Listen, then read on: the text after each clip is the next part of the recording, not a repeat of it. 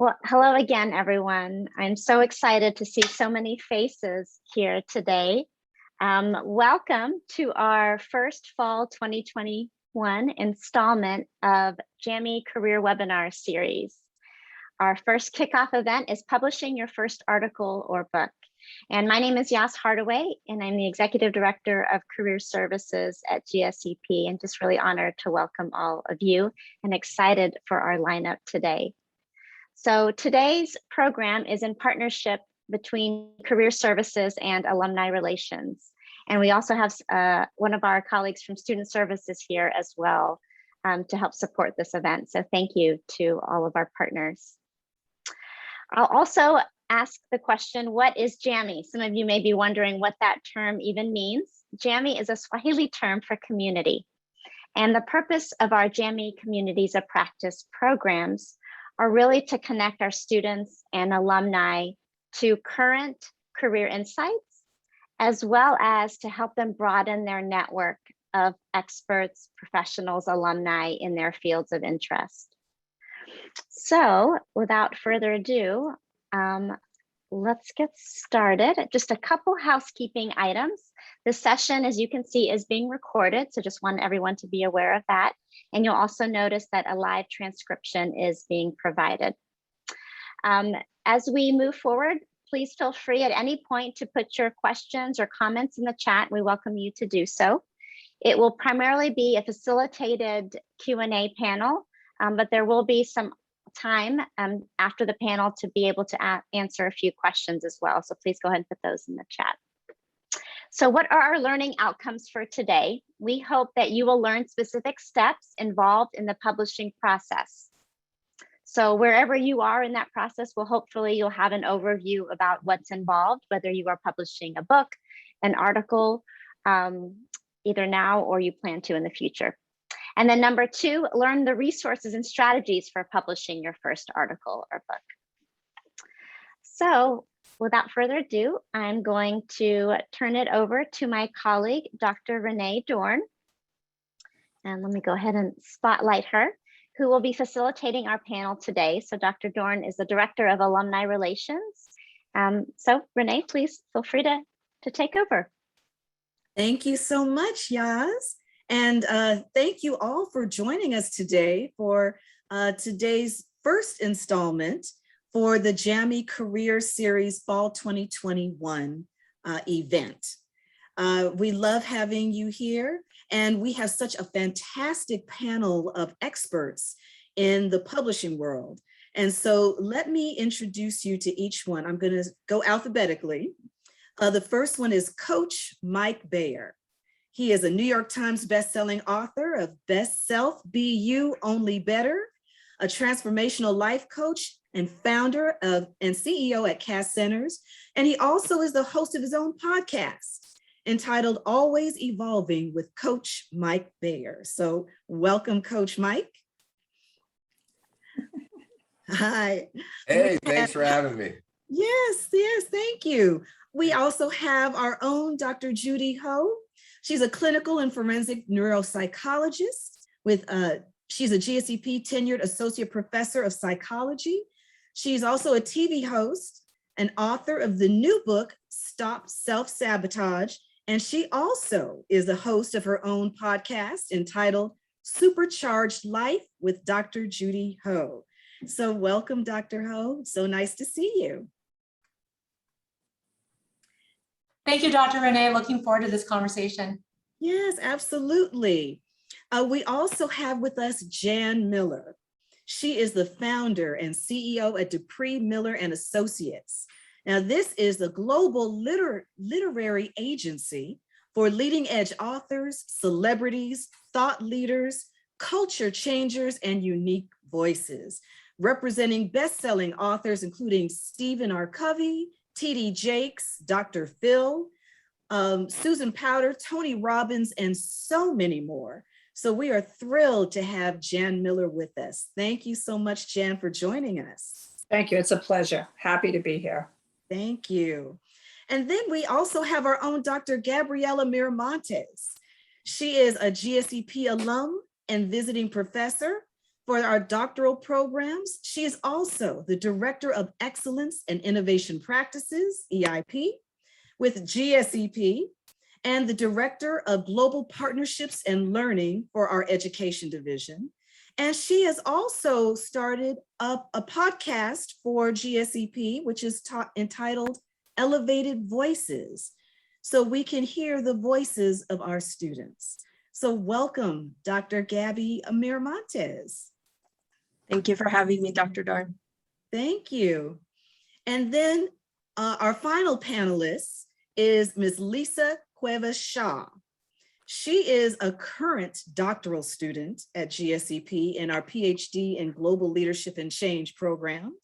In addition, she is an adjunct professor with Pepperdine University at Seaver College, and she is the former Senior Vice President of Sage Publishing and current CEO and Managing Director at Center for Open Science, which is a nonprofit technology and culture change organization with a mission to increase openness, integrity, and reproducibility of scientific research.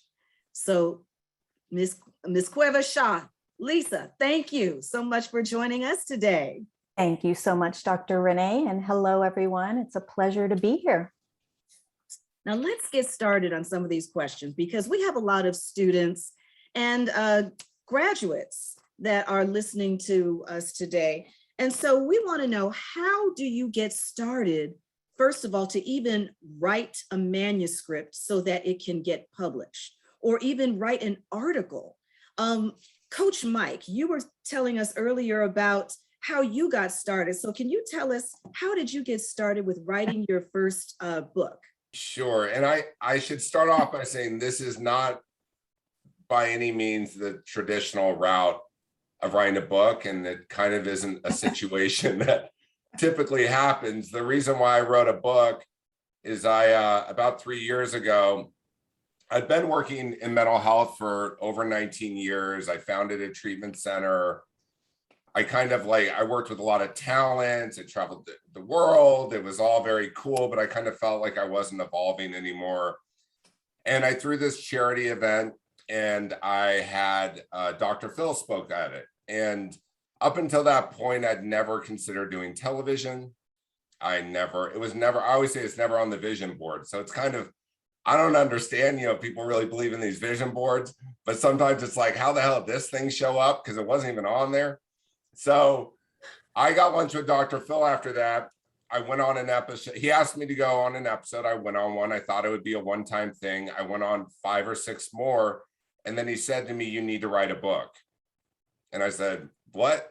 He's like, yeah, you need to write a book today and you need to get started. And so I was put in a position where I had to kind of write a book. I didn't have to, but when you have someone who's a Dr. Phil telling you to write a book and that you have something to say and that you can teach people to the masses. My only experience before was helping people one-on-one or in group, and groups would not be bigger than 8. And so he ended up introducing me to Jan Miller, who's joined us. She's my literary agent. And I had a timeline. I had a deadline. I had to write a book within 4 months. And that was my first book, which is called Best Self. Long story short, it became a New York Times bestseller. It's in 20 languages. And right a week after this book came out, Dr. Phil said to me, he goes, you know what you need to do? I said, no. He goes, you need to write your second book. And so I was forced into it with a lot of money on the table, to be honest. If I accomplished it, there was a reward system built in. I'm really excited to talk to you guys because as I've progressed in my writing and as I've become passionate about different topics, I'm always looking for research to be applied. It often feels like you don't know where to find the research. You kind of do what everyone ends up doing, which is searching on Google. And so, I would love to know, and people can message me on Instagram what they're currently really passionate about. My next book, I think I'm going to write about freedom from resentments, and I want to figure out how to make it a fun process to work through resentments and anger, because it always gets put in this forgiveness category. And I like to be a little creative with the way I write. So, I mean, there's a lot I can talk about. My style of writing, what I found, is working with someone as their life coach. So my style is very much like, how can I help someone feel like they want to continue to work on themselves, not go too deep to where they're not going to get past the first chapter, reveal enough about myself that they buy into it, but not too much where it's a bunch of narcissism and I'm bragging. And so there's this balance. And it's, for me, I had a ghostwriter help me. You know, I have dyslexia, I have learning disabilities. I got held back twice. I didn't do well in English, right? So if anyone out there is thinking, oh, I can't write a book because I don't love writing, that doesn't necessarily mean that you can't write a book. There's a lot of ways to write a book. And even people that are exceptional writers have ghostwriters, because there's an art to writing a book. And I know that some of the other panelists can speak to that, but that's kind of my my experience with writing a book is I had a deadline and I had to write it. Oh, wow. Yeah. Wow.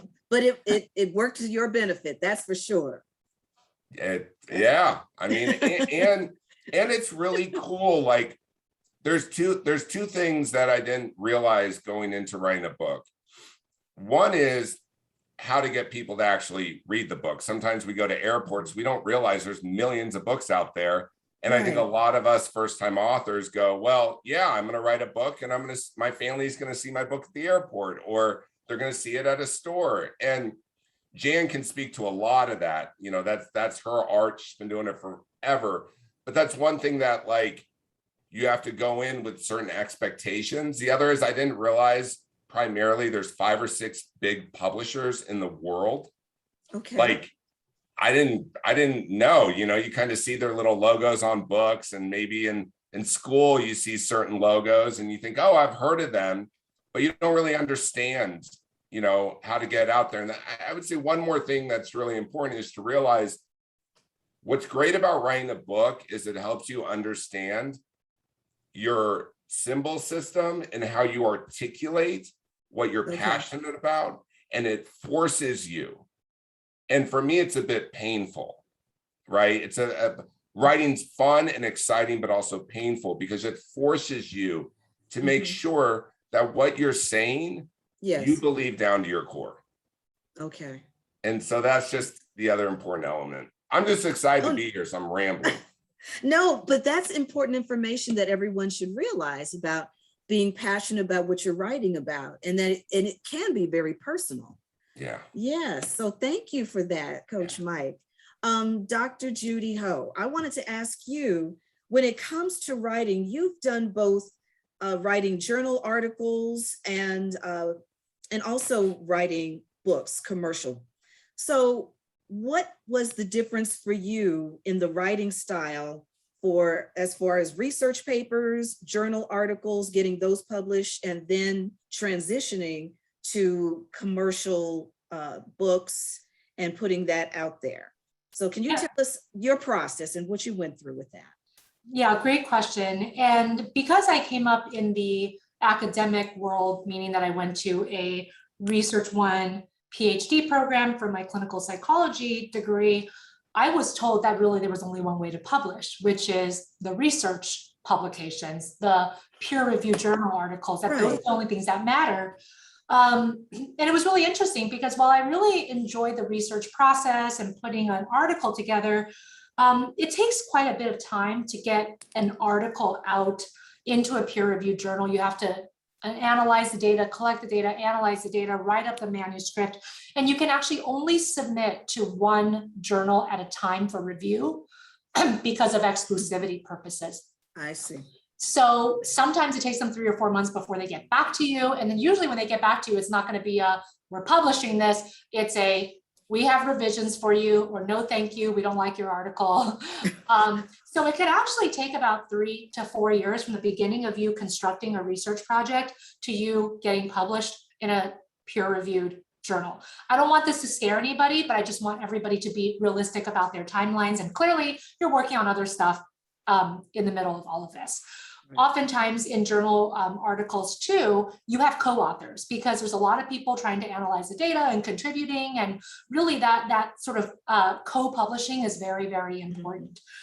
When I transitioned to commercial publishing, I've always wanted to write a book on self-sabotage because I just saw so much in the patients I was working with, in friends, colleagues, everyone. I think it's a universal phenomenon that we all have to keep an eye on. And I was very passionate about writing this book. And I really felt like I wanted to write it for the commercial world because I really enjoy distilling research-based work that's kind of high level to everybody who doesn't even maybe have psychological training, but can apply it to their lives. That's a big passion of mine. So I thought about it for years and years and years. I put together a proposal. I first tried to do it myself. So that's one of the first steps, is putting together a proposal. And there's actually a couple of different templates for that, which might be beyond the scope of today's discussion, but you have to cover a number of different things, discuss your vision, create a table of contents and summary of the chapters. And so I put all that together just looking at Google, because Google is amazing, right? You find all these templates. I try to do it myself. I actually got some interest from a couple of smaller publication companies, and it was really great, but then it kind of stalled. And then I met an author at the Doctors where I was a co-host, and she really encouraged me to link up with an agency that can really get you in the door for bigger commercial publishers. So I linked up with this agent, and that's kind of how you take it the rest of the way. But in terms of the difference of the process, many people, like Coach Mike just described, you're the sole author, right? You're the author of the book. That's a little bit different from the research world. Timeline wise also, it's faster. So from the time that I put together my final proposal, pitched it to different publishers, got a final deal from HarperCollins, and then published the book, I would say that it was under 1.5 years. Wow. So proposal to writing the entire book. And I would just want to, also reflect on what Coach Mike said. There is really an art to book writing. And while I didn't have a ghostwriter, I actually did hire an editor to edit my book. And I think it was because I was so used to writing for the research world that I needed somebody who was in the mass media to tell me, you need to explain this concept better, because no one's going to get this concept the way you just explained it.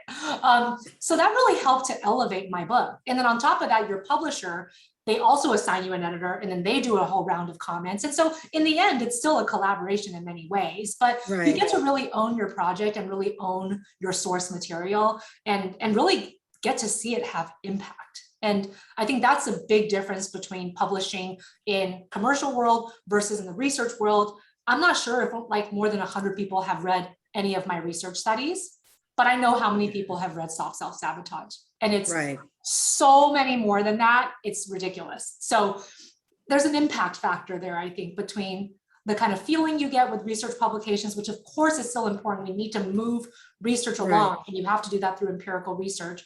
But then for the layperson, how do they actually understand that on an everyday basis? That's what the commercial world of publishing is for. Do you think it was beneficial for you to start out writing those research papers and publishing those journal articles and then transitioning instead of starting with commercial? I would say so. My formal education really helped with just honing my writing. So I wasn't intimidated by the writing process. But once I moved to the commercial world, I realized I still had a lot to learn about translating, again, that evidence-based material to ways that people can actually understand that just, reading, kicking up their feet and just reading on a weekend and being able to apply those types of skills. But no, I definitely think that it just left me less intimidated about the writing process. And so I think that that's actually really good. And it's important to understand empirical research, right? So that there's a place and a time for empirical research. It is so vitally important. And my book has over 150 references of empirical articles. So I clearly still care about that very much, but it is a completely different thing. Oh, wow. Wonderful.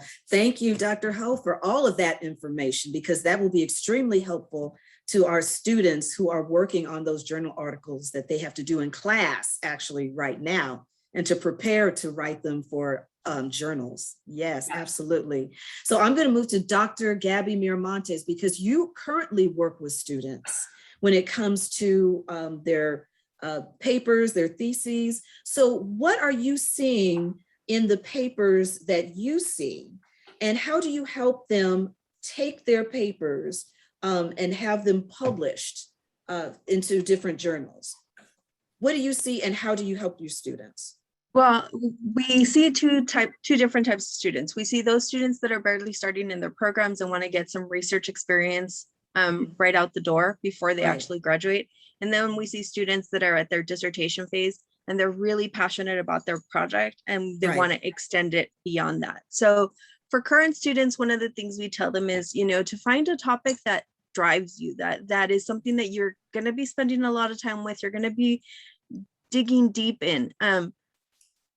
And so, the first question is, what gap are you trying to fill? What are you trying to research? What is it you're trying to tap into?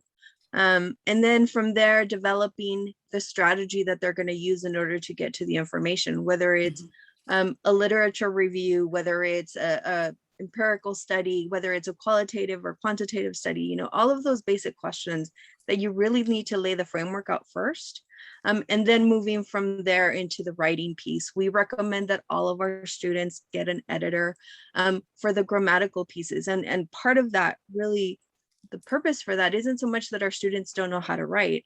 It's more about when you own a paper, when you own a topic, you're so engaged with it that after a while, you're no longer reading it, you're remembering it. So there's a lot of steps to the process. We usually tell students to look at the proposal, establish a proposal first and foremost, consider starting with a conference or presentation of the content so that they could get comfortable with it, and then really look at developing a more comprehensive manuscript for publication. As far as dissertation students, because a dissertation is an empirical study, they have a lot of the foundational information already. And so it's a matter of taking components of it, because we never suggest that they publish the entirety of their study. We ask that we encourage that they actually break it down into components or topics or subtopics of that larger research piece. And it goes through the same process. Pick one of your research questions, break it down, pull all the elements associated with it, and then move forward from there. I mean, that's a really broad overview, and it's very specialized to each individual student, because there's so many components that go into it. And so when you're saying taking that dissertation and breaking it down into the different components, this would be components that would be published as a different journal article for each one of those components. That's what you're saying. So as Dr. Ho pointed out, there's an element of exclusivity. Once you submit a paper for publication, you can't resubmit that exact same paper anywhere else. That's it. That's your piece. If it gets rejected, you can submit it elsewhere. But if it doesn't, there's an understanding that it's limited to that publication. So if you submit the entirety of your dissertation, you've limited the reach, because now it's associated with that one publication, as opposed to, say, for example, my qualitative students have a 4-question dissertation for the most part. If you break it down by question, you have all the material associated with each individual question. If you've done the dissertation, you've answered the research questions. That breaks down, it gives you a broader span. It gives you a broader reach, because you're breaking it down a little bit more. Okay. Thank you. Thank you for that information, because I know a lot of our doctoral students, that would be extremely helpful for them, because as they're preparing their dissertations, that's something that they can think about. So thank you. Now, this question is for both Lisa Cuervas-Shaw and Jan Miller, because you have actually been on the other side when it comes to publishing. So we've been talking about students writing journal articles, writing dissertations, interested in writing books. And Coach Mike and Dr. Ho and Dr. Miramontes have all mentioned establishing proposals, developing a comprehensive manuscript. So when it comes to these manuscripts, what are you seeing that is publishable? And what are some of the things that people really need to work on in order to get their manuscript to the point where it can be published? So I'm going to, Jan, I'm going to start with you on this. Okay. First of all, I never send a manuscript to a publisher ever. Oh, We've done proposals. And okay. during the COVID experience, we do a lot of videos. So I have authors give a passionate reason why they're writing the book. We send a very short overview. We send the video, and then if publishers want to see it, we send a more comprehensive proposal, which was different when we did Mike's book. Mike was an unusual situation because he came to publishing with a platform to celebrate his book, which makes a big difference. So I would never give a publisher the entire manuscript. It takes too long. It gives them too much to criticize, and that's not how you do it efficiently. Everything we do, it's all content driven. So it has to have content and it has to be commercial. So we do, and I represent a lot of doctors that are professors, at NYU, at Harvard, across the board. I could go across the country, Michigan, UC Davis. I mean, a lot of wonderful, scholarly, amazing works, but it's all commercial. And then when we believe that the content's terrific, we will work very hard. If they have a writer, that's good. But I have editors that are so brilliant and so smart that we can make a document that no one will say no to. And then oftentimes you send it to several publishing houses. Mike said there's only a few publishing houses, but within each of those houses, there's several imprints. So at HarperCollins, Dr. Hose published at HarperCollins, you could send it 3 or 4 places. And then if in fact there's 2 bidding against each other, then the author can decide who they want to work with. Or sometimes the publisher says this would be better. And so you can send a book to 8 or 10 different editors.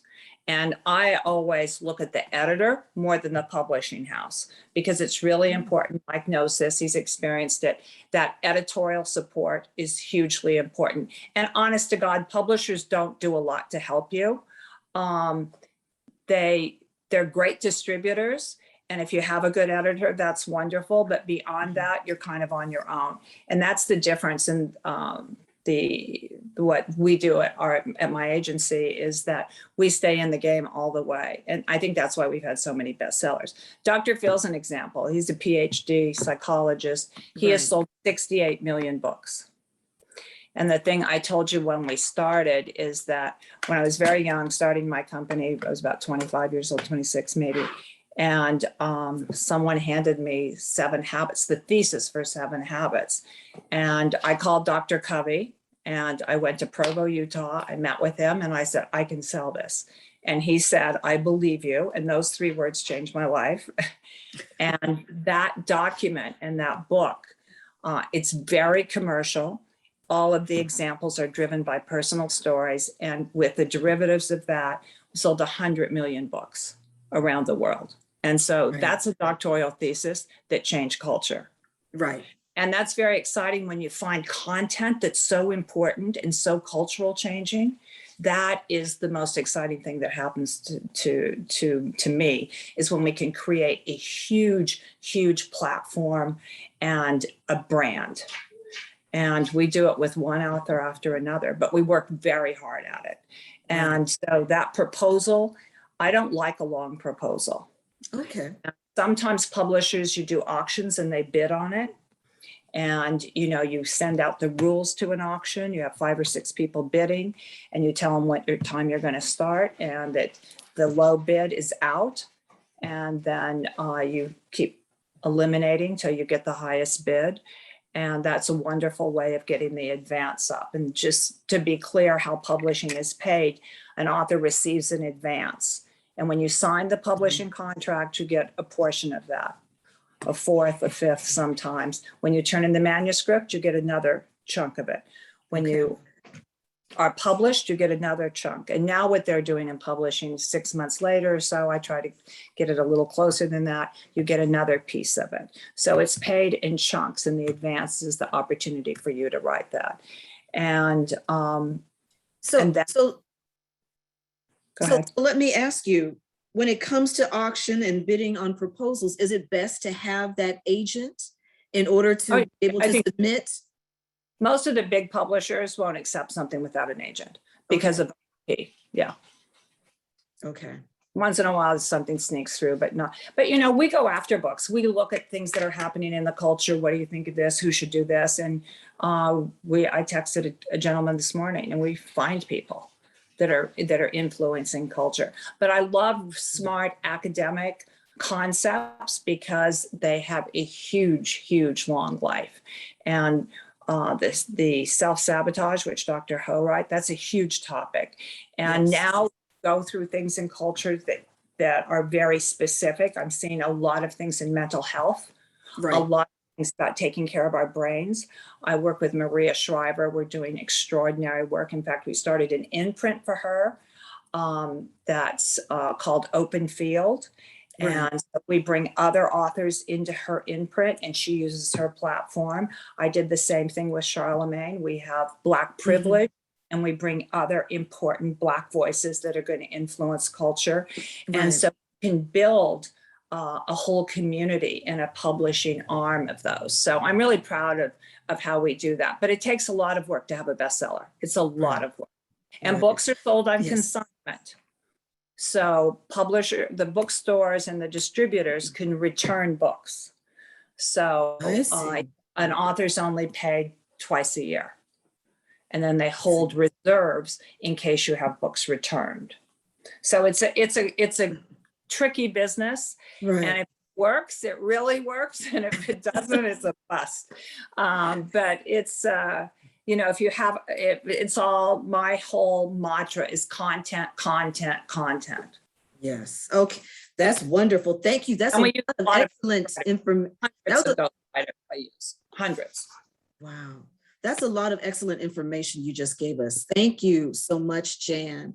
Lisa Cuerva Shaw, I want to ask you, because Jan was just talking about academic has longevity. So you've worked with Sage Publishing, very academic. So tell us about some of the books that you had worked with or published. And I want to go back to the academic part, talking about dissertations and taking a dissertation and turning it into something that can be commercial. So can you talk a little bit about that?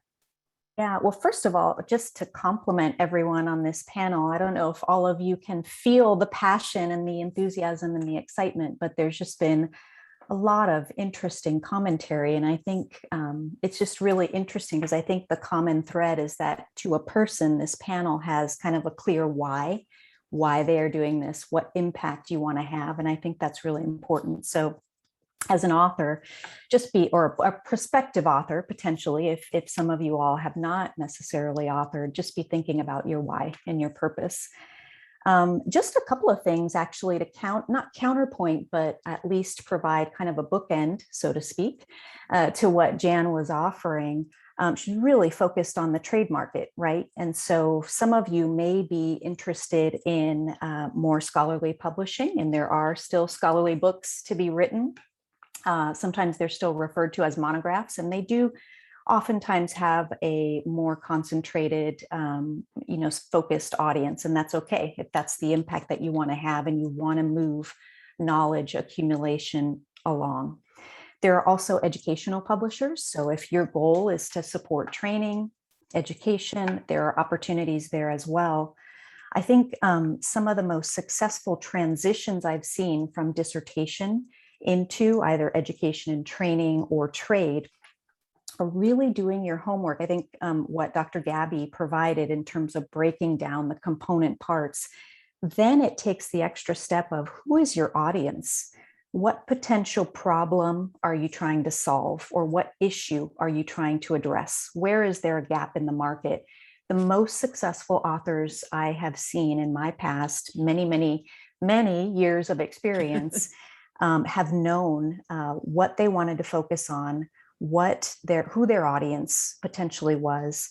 They've also understood the marketplace. Are there ideas out there that are similar, that actually kind of accelerate and advance what you want to say? And so I think you need to kind of do your homework. I would also just reinforce that what Jan offered in terms of don't write the whole manuscript, not even on the scholarly and the education side. As a publisher, we want the opportunity to actually mentor and coach and potentially put you together with an editor or shape the content, and make it be more marketable, expand the potential reach and audience. And so what you do is you cut off those opportunities. If you've written the whole thing, it's done and dusted, it's beautiful, it's perfect, here it is. There's a really high likelihood that a publisher would reject a full manuscript. So definitely but that's a good thing, because that means you don't have to write the whole thing. You can do a proposal, maybe you do a sample chapter. That's actually hopefully a relief for everyone on the webinar. That's excellent information. Because the one thing that I always thought was that you need to go ahead and write the whole thing and then try to sell it. But it seems like from what everybody is saying, putting together the proposal as to what you want to write and then trying to create interest, that would be the best way to do this. And that almost goes along with when it comes to your thesis and dissertation, because we don't write the whole paper at one time. We put together a proposal and then give it to a committee for them to review to see where we're going with that and to help us and guide us. So I thank you for all of this information that you've given us. I want to go to each person and ask you, what are the 3 things that you wish you had known when you got started before you wrote your journal article or your book? So Coach Mike, what were the 3 things that you wish you had known from the beginning, but you learned along the way?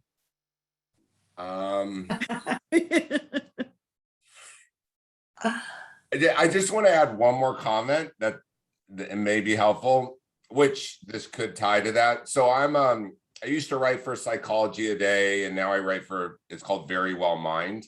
I'm on one of their advisory committees, and Very Well Mind's a huge mental health site. They're always looking for people to write credible articles, and they pay you. And, like, it's a way to also get your work out there in the world and also see what people are resonating with, so that you don't have to take that, like, what feels like a giant leap to the consumer. And if you contact them, you can follow me on Instagram. You guys can send me messages. I'm friends with the editor-in-chief, very close friends with her. And if anyone's interested in that, it's a paying job, and you can start to curate what you're really passionate about. So, I mean, I guess one thing I would say that I wish I would have known is, like, you can start putting your body of work out there without it being that literal one thing that's like your thesis or the book. You can start today writing, and there's a lot of great, credible places that are actively looking for writers and looking for research. People want research. And so that's one thing. The other thing is, gosh,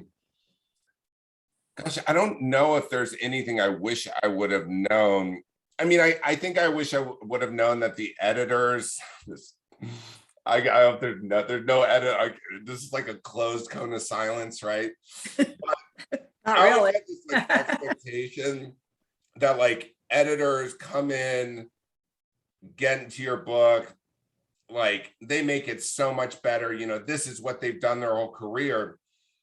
You realize that they have so many books to read, and they're constantly bringing in new books and trying to close deals. And editors are like business owners of that imprint. So it's kind of interesting. They're like an operational person and an editor, at least the ones I've worked with. And like Jan said, your editor and your chemistry is just so important. And I wish I didn't have such an expectation on publishers.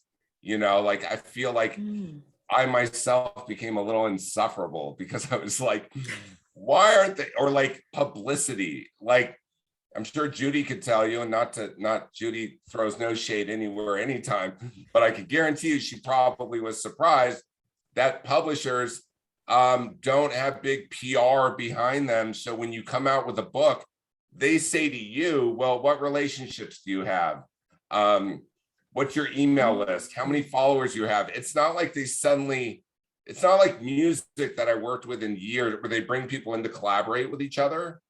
They didn't bring any collaboration. You know, even now I have a podcast and it does well. Both publishers that I've been at aren't even pitching me guests. And I'm an author who literally would be like, yeah, send over and I'll let you know who could come on my podcast and I'll promote their books. Right. They don't even think to look within their like people. And so there's not a lot of, at least my experience has been that way. I don't know if Judy's has been a lot different, but I didn't find a lot of, you feel a lot of pressure as an author. You know, they give you these advances and I want to deliver. Like, I don't want someone giving me money and then they don't make their money back and it kind of flops. And so it's a little stressful. And I think one more thing, and I've known this, but I would lean into it even more, is how important, if you're looking for your book to be promoted, of course, there's viral moments with anything, right? Like someone can write a book and some celebrities like, that book shaped my life, and all of a sudden it charts. But that's like 1 in a million. You know, was there 8 million books on Amazon or something? So it's really important to start thinking about, how am I going to get people to know about what I'm writing? Because if your proposal is accepted, it can feel kind of defeating because you put your heart and soul and your passion, and you know it's a effing good book, right? You're like, this book is next level. But if you don't think about how are people going to hear about this book, it can feel really defeating because a lot of time and energy goes into it. And if you're passionate about helping people of certain demographics, you're also going to be rejected by a lot of people. A lot of people don't want me on their podcast. A lot of people don't book me for their television show, right? And at one moment I can be like, why don't they want me? This is good.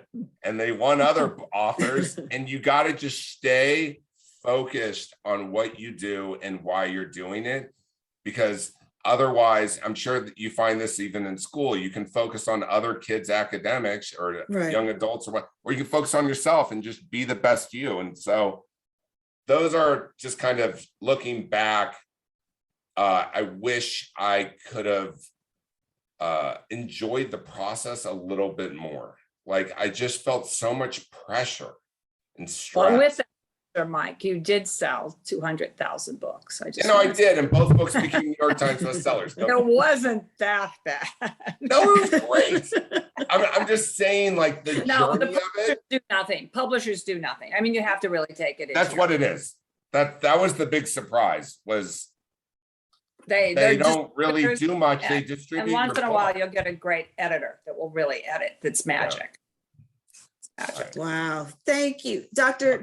Judy Ho, do you have some of the same sentiments, or what were some of the things that you wish you had known? Yeah, you know, Coach Mike and I talked a lot actually during this whole process, and he was at my book launch party. I was at his book launch party. Like, we saw each other go through this whole process, and he's absolutely right. I think at first I was slightly taken aback and disillusioned. Like, why am I not getting more support for marketing?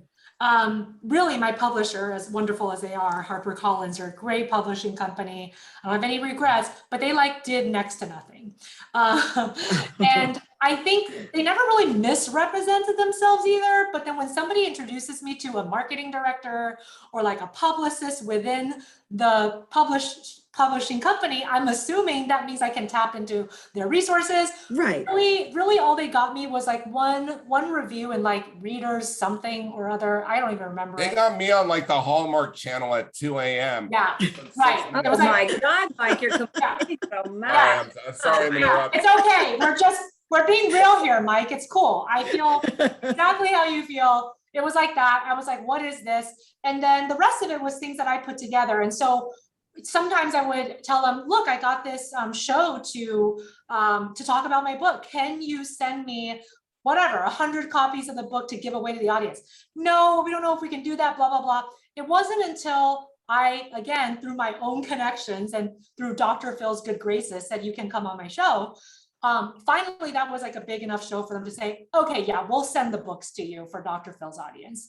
But that was the only time I got any free books to give anybody. The rest of it I had to pay for, right? Like if you want to give people samples of your book, generally, like they give you a huge discount, but it's not just all for free. They're not gonna support you on that level, but I don't want anyone to be discouraged, okay? Their budget is so tiny. And I share the same publisher with Cameron Diaz. So I'm sure they helped her a bit more, but maybe not me, you know, and that's okay because they only have a set budget every year and they have to spend it on the authors that they feel like is going to pay off the most, or they have a certain celebrity contract with. So it does take a lot of hustling on your own, as Mike was alluding to. So I really had to try to get in front of people, like send my stuff along, like be okay with self-promotion. Okay. As long as you realize you're providing a service. I had a really uncomfortable time pushing my own book. But once I talked to a couple of people and they're like, but you are providing a resource. If you can think about it that way and think about it as less self-promotion, but like providing a resource, maybe you can get around that discomfort. So that was something I definitely had to work around. I would also say that I hired an editor, as I mentioned earlier, to help me edit my book for the mass market. And that was instrumental to keeping my deadlines. Otherwise, other things always seem to pile up. You have other stuff going on, but if you have somebody to stay accountable to, you meet your deadlines. So I think that was also really important. And then I think, you know, the last thing that I learned from the process is just how awesome it can be when you have this material and then people keep talking to you about how much it's helped them and how practical it was.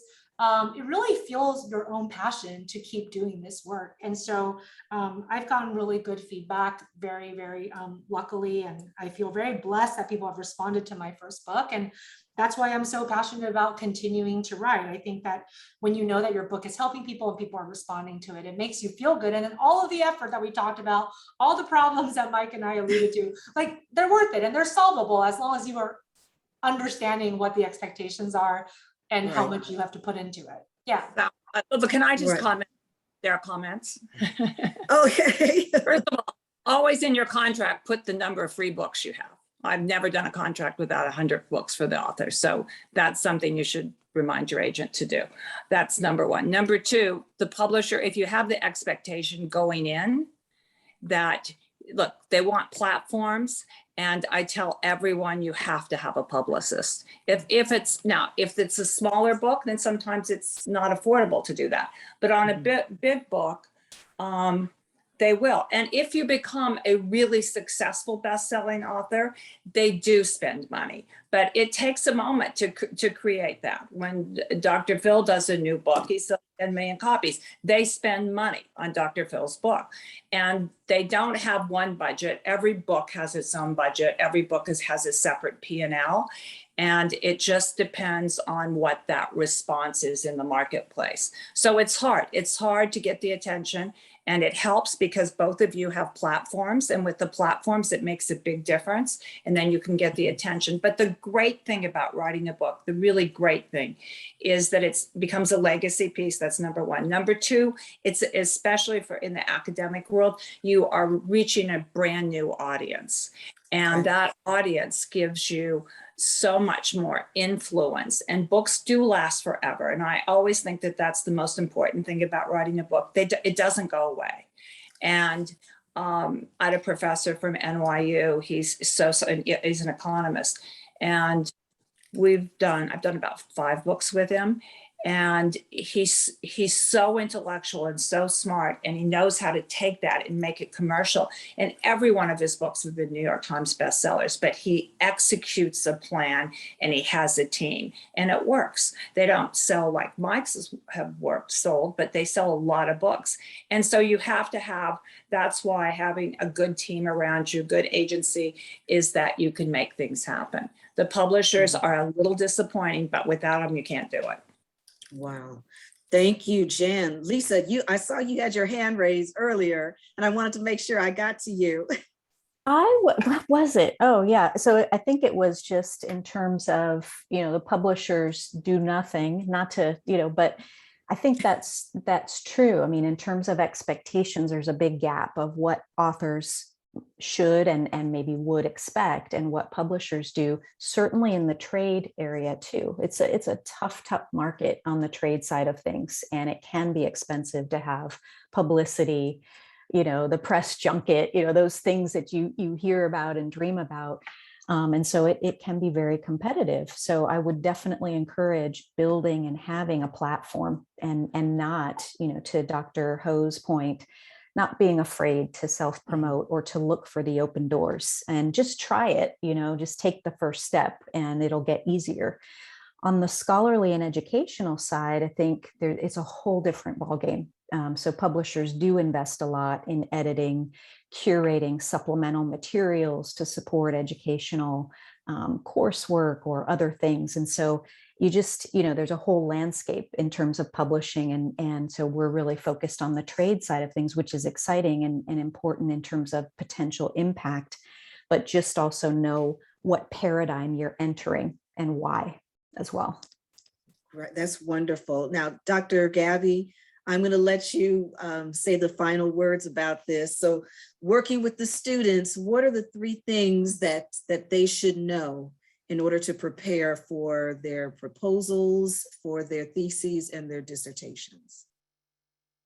I think that the 3 most important things are really around passion, preparation, and overall just understanding what you want to do with it. So if you want to become a professor, if you want to go into higher ed, what you write, what your dissertation is about, how you approach your dissertation is very different than, say, if you want to become a chart-topping author, right? The tone is different, the approach is different. And just knowing that things shift. So for students that are just starting out, that are already thinking dissertation, that trajectory is going to shift as you get exposed to more information. But even when you've reached your topic, being flexible, I think is critical, because you might not land where you think you're going to land. So for the students that are here today, please keep in mind that you might be very passionate about a topic and you might end up going down a rabbit hole, and that rabbit hole will open itself up to something you were completely unexpected, that can lend you down a different path. And I think that's just as vital and important as having a set topic and a set trajectory. All right. Thank you to all the panelists. I know we had some questions in the chat. Maybe you'll be able to answer some of the questions for the students, but I'm going to pass this back to Yaz Hardaway, because she has more information for everyone. So thank you, Coach Mike. Thank you, Jan Miller. Thank you, Lisa Shaw. Thank you, Dr. Judy Ho. And thank you, Dr. Gabby Miramontes. Thank you so much. Guys. Thank you so much. And back to you, Yaz. Okay, thank you. I'm just so excited to see all the questions and the comments in the chat. Clearly, it's created a really robust discussion, and you all have given such substantive comments and feedback. So I think we could probably go on for another few hours. Thank you so much to all of you for your time and just volunteering your time to be with us today. It really says a lot about each of you in terms of your commitment to education and supporting others. So I will now turn it over to my team member, Kate Scott, to kick off just a brief overview of some of our resources that are available to those of you who are considering publishing long-term. So Kate, I'll go ahead and put this up, and I will share some of the resources in the chat. Wonderful, thank you.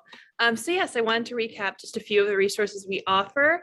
Handshake, if you registered for this event through it, you know a little bit about it, but for those who may not, just to recap, it's a great little hub that Pepperdine offers that you'll find active employers that post job postings, more events that are connected with Pepperdine, and employers host as well, resources for you to tailor your resume, cover letter, and make appointments with us, GSEP Career Services. find a few different resources that they offer on Handshake, and then a few resources that we publish through Career Services. We also offer LinkedIn Learning, which is a free membership that you get through Pepperdine. So we'll have that link in the chat here as well. There's several thousand courses available on LinkedIn Learning from all sorts of different genres and courses available. There's a few on publishing, on the analytics process, the writing process, the selling your novel. There's a few courses on that, and a bunch of different genres as well. So take use of it as long as you're a student. It is free to you, and that is a resource that we are happy to offer. So I will pass this on to Sophia, and she can tell you a little bit about PepConnect. Everyone, my name is Sophia Enriquez. I work with Alumni Relations, and we have a really great resource. It's called PepConnect. There you'll be able to find a lot of great resources and connect with like-minded individuals that might be on the same trajectory as you in terms of publishing. You can connect with them. There's a lot of free resources for businesses, for you to promote your business, promote your work. So you can go to PepConnect and you'll be able to connect with our whole Pepperdine community. And I'll pass it on to Gina. Hi, everyone. This was such a great panel. Thank you. And I got excited all over again to write. And so I want to just invite all of you to use our services, because we will help you with brainstorming, ideas, even just at that very beginning idea level, all the way through looking at your finished product. So feel free to contact us. Our information, our webpage link is already posted. Thank you so much. And if you ever forget it, just in a Google browser, type in GSEP writing support, and you can find a way to connect with us. But I do encourage you to use our services. We love working with our students, and we have so many talented students here. So thank you. Great. Thank you so much. Let me close this out here. Okay, so, and I'll go ahead and put this in the chat.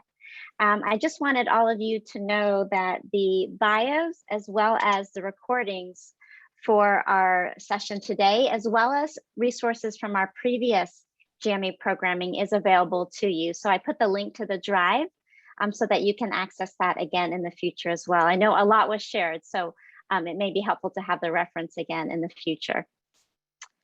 So what's next? Our October GME career webinar is just going to be around the corner, and the topic is Careers with a Cause, Social Impact Pathways, and that'll be October 20th. So if you are a student, you can register on Handshake, and alumni and guests can register via Fontiva. And I will go ahead and put the link to that as well in the chat. So let me put that here so that you have immediate access to those as well. Okay. And then I also put in there, for those of you who are students and register on Handshake, we'd love your feedback through our Handshake evaluation process. So, and it'll just take a couple minutes if you want to give us feedback. This really helps us inform the topics for our future programming, and just to hear what was helpful or any suggestions for improvement as well. I just want to remind you all, you can follow GSEP on social media. I put the handles that are available for you. So please feel free to follow us. And it's just a really great way to stay informed on what's happening within our community. So that is it for today. Thank you so much to all of you again for being here, and especially for our panelists. I'm still really floored by all the information that you shared, and just your willingness to offer your time to be here today. So thank you all, and I look forward to seeing the rest of you in October. Yes. Thank you very much. Thank you. Thanks, everyone. Thank you.